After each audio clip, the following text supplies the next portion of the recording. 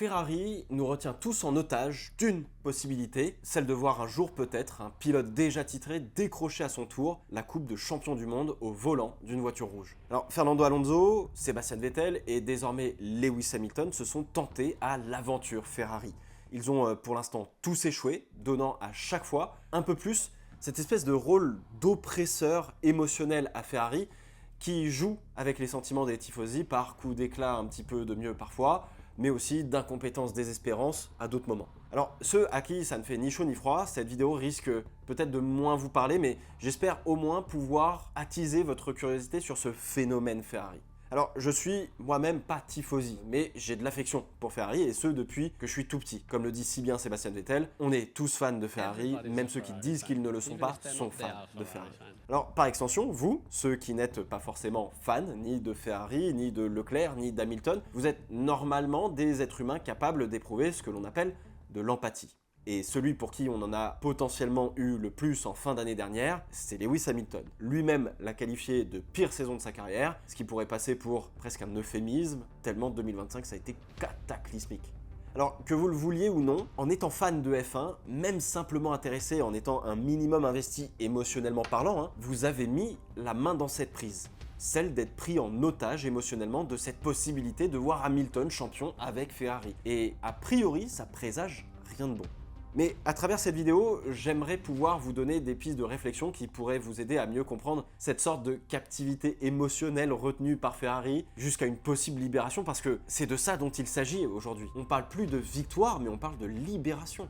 Alors pour ça, je voudrais qu'on revoie ensemble l'impact émotionnel de la saison 2025 sur Lewis Hamilton, mais aussi le regard qu'on lui porte aujourd'hui, fan de F1 en règle générale. Et puis avec le temps et le recul que j'ai pu prendre, j'aimerais vous faire part de pourquoi j'avais cette espèce de sentiment que je trouvais infondé sur le fait que Hamilton chez Ferrari, c'était une erreur. Pas une erreur sportive, mais une erreur d'héritage. Et justement, ça va nous permettre de mettre en relief la puissance que je trouve peut-être un peu démesurée du mythe Ferrari et de notre possible dépendance à lui. Bon, j'ai pas besoin de revenir en long, en large et en travers sur les résultats d'Hamilton l'année dernière. Vous avez tous vu la saison, vous avez tous vu ses éliminations en Q1 en fin d'année dernière, ses interviews avec un être humain vidé de toute énergie positive, même voire de toute énergie tout court. Il y a aucun podium, il n'y a rien à retenir de cette saison, même pas cette espèce de victoire en sprint en Chine. Pour moi, ça compte pas, ça compte pas suffisamment. Et si on devait résumer la saison de Lewis Hamilton, on pourrait la résumer par un record, celui d'être encore à ce jour le pilote Ferrari qui met le plus de temps à monter sur le podium au volant d'une voiture rouge. C'est fou, c'est terrible. Alors, je sais pas si on a mal interprété les paroles de Fred Vasseur quand il a dit que la voiture était à 99% nouvelle en 2025, s'il parlait de conception ou simplement de matériaux, mais prendre cette décision pour la dernière année de réglementation mériterait qu'on s'attarde sur la raison de cette décision, le pourquoi, le comment. Mais bon, c'est pas le sujet de cette vidéo aujourd'hui. Alors, bien que Charles Leclerc ait réussi à faire quelques coups d'éclat, à faire une pole, à monter sur le podium plusieurs fois, ou même à trouver du rythme de temps en temps avec cette SF25, la voiture n'était pas une réussite. Plus généralement, je pense qu'on peut dire que Lewis Hamilton n'a jamais réussi à s'adapter au style de pilotage de ses voitures à effet de sol, que ce soit la Mercedes ou la Ferrari d'ailleurs. La technique de freinage, elle est un peu différente de ce qu'il a connu, alors que c'est censé être un de ses points forts. On peut ajouter à cela la rigidité nécessaire à ces voitures à effet de sol, qui les rend beaucoup plus fines, qui décrochent beaucoup plus brutalement que la génération d'avant. Bref, Hamilton n'y arrivait tout simplement pas. Et d'une certaine manière, ça me rappelle un peu Daniel Ricciardo et sa fameuse descente aux enfers avec McLaren en 2022. En fait, ces voitures à effet de sol n'ont pas été à la hauteur de ce que l'on attendait, nous, en tant que fans de Formule 1, mais plus généralement, aussi en tant que pilote visiblement. Et ça nous a logiquement un petit peu plombé le moral. Bon, mais tout mettre sur la voiture, ce serait facile, mais ce n'est qu'une partie de l'immense problème Hamilton-Ferrari en 2025. Une autre partie se cache de l'autre côté de la radio. Alors, sans que l'on soit expert ni au courant de toutes les relations humaines entre Hamilton et les membres de l'équipe, à un moment donné, ça se voit, ça s'entend et ça se ressent qu'il y a un problème avec son ingénieur de piste, et ce n'est plus une question de temps d'adaptation. Alors si je vous prends juste quelques exemples, Hamilton pose une question sur le rythme de course à avoir, il lui donne la météo qui arrive. Hamilton lui dit de se taire et il continue de lui donner des indications sur comment piloter alors que Lewis Hamilton est en pleine bataille. Lewis fait un débrief après la ligne d'arrivée et attend comme tout être humain une réaction. Il se fait ignorer parce que il est occupé à rire avec les petits copains. Enfin, je veux dire, le problème ne date quand même pas d'hier. On a eu Vettel, puis Sainz, et à chaque fois, on s'est rendu compte que pour performer, il fallait que le pilote fasse lui-même la réflexion stratégique pour qu'il se passe quelque chose de normal avec cet ingénieur de piste qui s'appelle Riccardo Adami et qui a de l'expérience. C'est fou.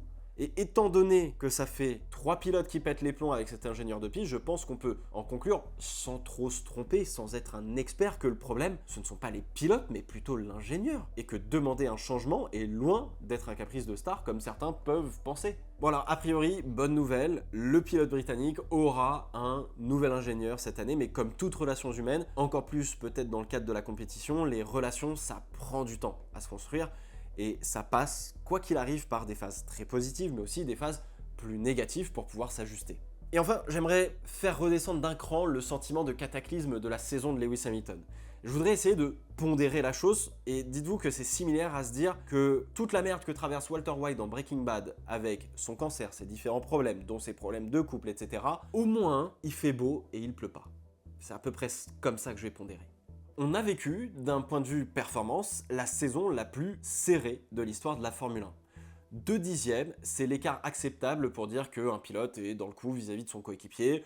3 dixièmes, on arrive sur une sorte de limite. 4, tu commences vraiment à être en dehors du coup. En 2025, 2 dixièmes sur votre temps, soit vous passiez en Q2 large avec une P6, soit vous vous faisiez sortir pour quelques millièmes de seconde. Donc s'il faut regarder les données pour se faire un avis plus précis de la saison de Lewis Hamilton, j'aurais tendance à prendre les écarts en qualif, voire les rythmes de course qui parlent un peu plus. Alors ça explique peut-être un petit peu mieux comme ça le comment il s'est pris une volée interstellaire en face à face, parce que Hamilton n'était pas aussi loin derrière qu'on l'imagine, mais derrière quand même. Bon, j'ai quitté cette saison 2025 avec un sentiment particulier sur Lewis Hamilton parce que c'était une première de le voir autant au fond du trou et je pense qu'on voulait tous que ça s'arrête à la fin, quoi. C'était plus possible. Mais vous allez peut-être vous dire que de voir Hamilton face à un si lourd échec, ça le rend plus humain. Ça peut avoir un aspect positif. Et oui, c'est vrai, ça le rapproche de nous, de nos travers, de nos propres échecs, de nos difficultés dans notre vie de tous les jours. On s'identifie peut-être beaucoup plus facilement à lui. On éprouve assez logiquement de l'empathie pour lui. Mais est-ce que c'est ce que l'on attend d'un champion de sa stature ? En fait, pour vous la faire courte, je trouve que Lewis Hamilton en 2025 ressemble assez étrangement au Superman de James Gunn. Plus humain, plus normal, avec des défauts, alors que Superman par définition, il est invincible et il est juste. C'est tout le problème d'ailleurs de ce personnage finalement, hein. C'est comment tu fais pour que il ait des problèmes. Et ce dont j'attends de Lewis Hamilton, c'est d'être cette figure inspirante, presque surhumaine, à laquelle j'ai été habitué avec toutes ces années de performance chez McLaren, chez Mercedes, etc. Tant il fait preuve d'une excellence et d'une résilience qui est hors norme, et que je rêve de toucher du bout des doigts. Et avec sa saison 2025, ça nous a un peu plus emmené vers ce simple humain, faillible depuis le passage des voitures à effet de sol finalement. L'année dernière, je vous disais dans une vidéo sur Lewis Hamilton que le Britannique avait déjà gagné. Non pas avec Ferrari évidemment, mais parce qu'il s'était relevé après avoir trébuché avec Mercedes et en prenant acte de ne pas subir une situation et donc d'aller chercher un nouveau défi. Et c'était en soi ça, sa propre victoire personnelle. Alors oui, Lewis Hamilton, c'est pas Superman. C'est un humain comme vous et moi au final, mais la seule chose que j'attendais vraiment de lui, c'était de ne jamais baisser les bras ou de ne jamais montrer ça. Et fin 2025, c'est exactement ce que l'on a vu. Un pilote douté de toutes parts. Bon, le vrai baissage de bras, c'est s'il avait quitté la F1 à la suite de ça. Mais bon, bref. Il n'est finalement qu'un être humain qui échoue comme tout le monde. Je le savais déjà quelque part, mais j'en avais moins la preuve. Et secrètement, j'espérais ne jamais avoir cette preuve. Et depuis, mon regard a forcément un peu switché, un petit peu plus. Il est devenu, dans mon esprit, un peu plus commun. Et ça, je le regrette un peu. Depuis l'annonce de la signature de Lewis Hamilton chez Ferrari, j'arrive pas à m'y faire. J'arrive pas à m'habituer à le voir en rouge chez Ferrari. Je sais pas, il y a un truc qui cloche. C'est vraiment un ressenti très personnel que j'arrivais pas à expliquer en 2025 quand tout le monde était hyper hypé de fou de voir Hamilton chez Ferrari. Et logiquement, je me suis dit que ça venait de moi, que voilà, il se passait un truc. Donc, j'ai fait ce que je fais de temps en temps, réfléchir. Et donc du coup, avec le temps et le recul, sans forcément prendre en compte ses débuts avec Ferrari, j'ai commencé doucement à comprendre le ressenti que j'avais. En fait, je trouve que Lewis Hamilton a perdu de son unicité. Il n'est plus aussi unique qu'avant, que vous le vouliez ou non, car Aujourd'hui, et ce depuis son arrivée chez Ferrari, il vient de nous donner ce que l'on n'avait pas avant et qui faisait sa propre légende, un point de comparaison. Et pas des moindres parce que dans un avenir proche, on va pouvoir le comparer plus facilement à Vettel, plus facilement à Alonso, et puis évidemment beaucoup plus facilement à Michael Schumacher. Ce point de comparaison fait perdre en puissance l'aspect unique que l'on avait de Lewis Hamilton. Bien sûr que c'est une histoire qui est hyper intéressante, qui moi aussi me fait vibrer de le voir tenter l'aventure Ferrari, on est d'accord là-dessus. Mais de mon côté, en fait, j'ai une préférence personnelle à voir quelqu'un qui trace sa propre route, sa propre légende indépendamment de ce qu'il faudrait faire entre guillemets.